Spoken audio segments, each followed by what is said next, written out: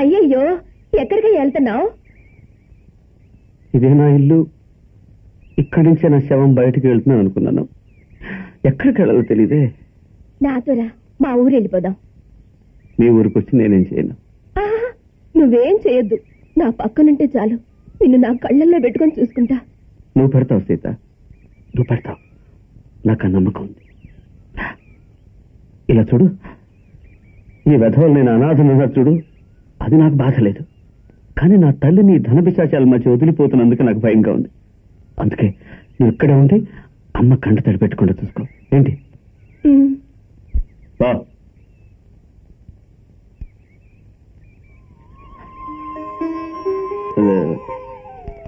అమ్మగారు మాత్రలన్నీ ఆవిడ మనసు పక్కనే ఉంటాయి.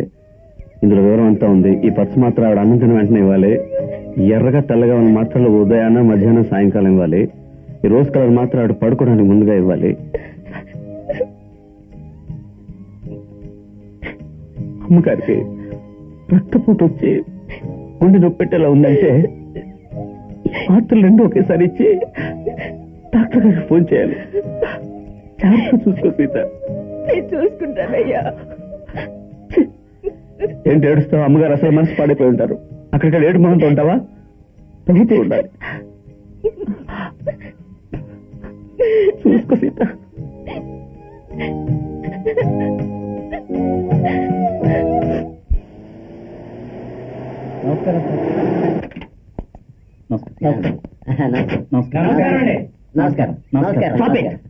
ఏమిట్రా ఆంజనేయ స్వామి కూడా దండం పెట్టినట్టు ముంగి దండం పెడుతున్నారు?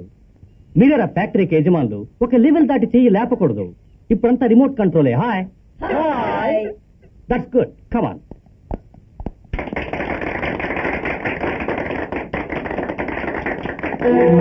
నాన్సెన్స్. వీళ్ళ ముగ్గురికైనా పూలమాలలు, నాకు లేవా? వేస్తాం చూడండి రా ఒక ఎత్తు.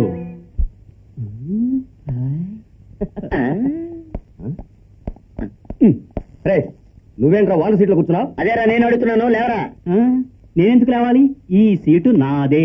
రే, నేను పెద్దవాడిని కదా, చట్ట ప్రకారం నేను కూర్చోవాలి. చిన్నవాడికి మాత్రం అడ్మినిస్ట్రేషన్ పవర్ ఉండకూడదా? ఆఫ్టర్ ఆల్ ఎస్ఎస్ఎల్సి నీకేం తెలుసు అడ్మినిస్ట్రేషన్? చదువు గురించి మాత్రం ఇక్కడ మాట్లాడు. నేను మాట్లాడతాను రా. నేను బిఏ చదువుకుంటే సరిపోతుంది ఏమిటి? దీనికి పర్సనాలిటీ వద్దా? రే, ఈ సీట్ లో కూర్చోవాలంటే గెటప్ కావాలరా. ఆ గెటప్ నాకేముంది, నేనే కూర్చుంటాను. ఈ కాలంలో గెటప్ కి మర్యాద ఎవరిస్తున్నారా? నేనే కూర్చునేది. నేనే కూర్చోవాలి. నేనే కూర్చోవాలి. నేనే కూర్చోవాలా? నేనే కూర్చోవాలి. నేను పెద్దవాడిని, నేనే కూర్చోవాలి.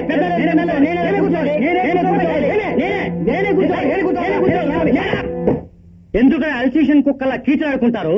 ఇప్పుడు నేను చెప్పేది వింటారా, బయటికి పొమ్మంటారా నన్ను? బావా, ఈ సీట్లు ఎవరు కూర్చోవాలో మీరే చెప్పండి. అలా అడుగు. అది కరెక్ట్. ఈ అడ్మినిస్ట్రేషన్ ఒక తీరికి వచ్చేంత వరకు ఈ సీట్ లో నేనే కూర్చుంటాను. ఇప్పుడు అందంగా లేదు, ఎదురుగా కూర్చోండి, ఇంకా అందంగా ఉంటుంది. బావా, ఈ ఫ్యాక్టరీని బాగు చేసి ఒక కొత్త కాలం తీసుకొస్తాను. ఇప్పుడు చూడండి. కమాన్. వీళ్ళే ఫ్యాక్టరీ పార్ట్నర్స్. అయ్యయ్యో, వీళ్ళంతా లేకుండా ఫ్యాక్టరీ ఎలా నడిపిస్తారండి? బాబు, దీనికేంటి ఆశ్చర్యపోతున్నారే? మాకు బదులుగా లోపలికి ఒక గుంపు వెళ్ళింది. వాళ్ళెవరో తెలిస్తే మీరేమైపోతారో. ఎవరు? అంతా అర్ధనగ్నంగా దుస్తులు వేసుకున్న ఆడపిల్లలు. ఏంటండి అన్యాయంగా ఉంది. వాళ్ళు ఫ్యాక్టరీకి ఏం చేయగలరండి? ఆ సంగతి రాజారాంగాన్ని అడిగి తెలుసుకోవాలి.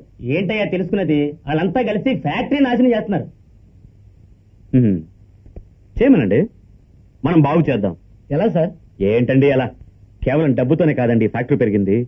మీ శ్రమ తెలివితేటలు అందులో ఉన్నాయి. అమ్మ నాతో ఎప్పుడు అనేది ఏమనేది, రే నువ్వు ఆస్తి ఆర్జించి అయిన వాళ్ళని వెతుక్కోకురా, అయిన వాళ్ళని చేర్చుకుని ఆస్తిని వెతుక్కోరా అని. ఇప్పుడు సరిగ్గా సరిపోయింది. మంచి వాళ్ళంతా ఇక్కడికి వచ్చారు. వాళ్ళు ఎవరితో ఫ్యాక్టరీ నడిపిస్తారు?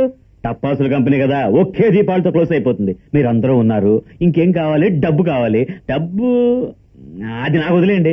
మీరు మంచి చోటు చూడండి, ఇప్పుడే ఒక ఫ్యాక్టరీ కట్టి పారేద్దాం. ఏంటి? చూస్తాం. ఏంటండి ఆలోచన? మీరు చోటు చూడండి, మనం ఫ్యాక్టరీ కడదాం అంటున్నాను. డెఫినెట్ వెంటనే చూస్తాం సార్. అవును, వస్తాం సార్. అలాగే కానండి. పంపించండి. పని పోగొట్టుకున్నారే, మనసు బాధ పెట్టకూడదని సరే అన్నాను. డబ్బుకి ఎక్కడికి వెళ్ళను? మన ఆస్తి ఇదే కదా.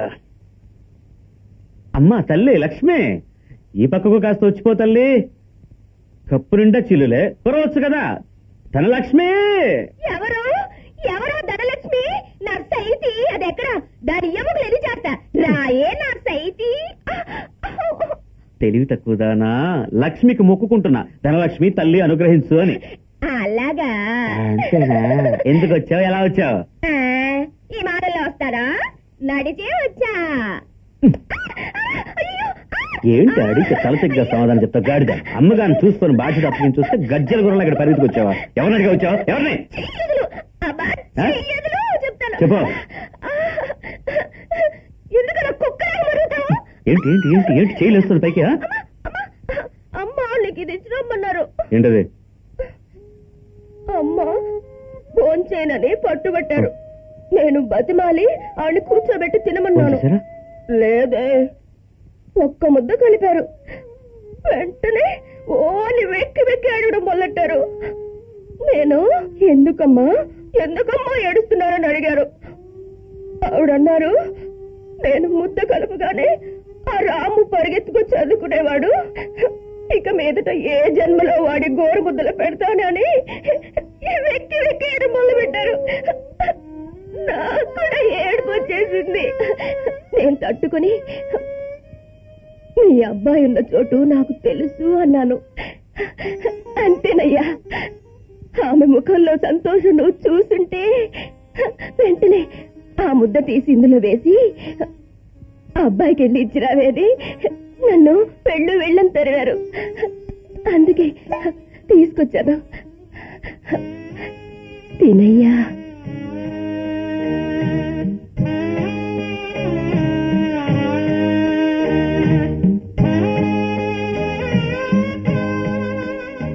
ఏంటయ్యా కంటతడి? ఇది కారంగా ఉంది కదా, అందుకే కళ్ళలో నీళ్ళు వచ్చాయి. నువ్వెప్పుడు కారం తిన్నట్టే. నాకు తెలీదా నువ్వు అమ్మ మీద ఎంతో ప్రేమ పెంచుకున్నావో? అమ్మని తెలుసుకున్నా ఏడుస్తున్నావు. తెలుసు కదా, మరెందుకు అడగడం? సరే, తినగా అమ్మ దగ్గరికి వెళ్ళు. నేను ఫోన్ చేశాను చెప్పు. ఇంకా ఫోన్ చేయకుండా ఉంటే ఒంటికి మంచి కాదని చెప్పు. నేను గట్టిగా చెప్పని చెప్పు. ఫోన్ చెప్పు. ఏంటి మరి? ఏంటి? అరే నీకు ఒగరబోతుందండి. ఏంటి నల్లిగాని కుట్టిందా? ఊరందరికీ తెలిసేలా చేతిలో డబ్బు తీసుకొస్తారా? ఇదిగో 2000 రూపాయల డబ్బు. ఎక్కడిది? అమ్మగారు ఇచ్చారు. అమ్మగారు ఇచ్చారు? భోజనానికి బట్టలు ఖర్చు ఉంచుకోమన్నారు. నేనేమన్నా చవట సన్యాసం అనుకుందా? వీలైతే 4 రాళ్ళు అమ్మకు సంపాదించి పెడతాను గానీ చిల్లి గవ్వ కూడా ఆవిడ దగ్గర చచ్చిన తీసుకోను. ఇది ఆవిడకి తెలుసు. తెలిసి కూడా ఏ పని చేసిందంటే నాకు వచ్చే కోపానికి. అయ్యో, ఆవిడ్ని కోపడకయ్యా. నీ గుణం తెలిసి ఆవిడిస్తారా? మరే నేనే అమ్మ నగలు కుదవబెట్టి తెచ్చా. తాకట్టు పెట్టినారు. తాకట్టు తోలు ఒలిచి పారేస్తాను. ముందు డబ్బు తీసుకెళ్లి గాజులు విడిపించి అమ్మ చేతికి అయితే డబ్బు తీసుకోన్నమాట. డబ్బా ఇస్తావేంటి? వద్దు, థ్యాంక్స్. నవ్వుతూ చెప్పచ్చుగా. సరదాలకి సరసాలకి నాకు టైం లేదు. పోతావా? పోవే. చేత్తో కొడితే ఏమంటావు? కొట్రా.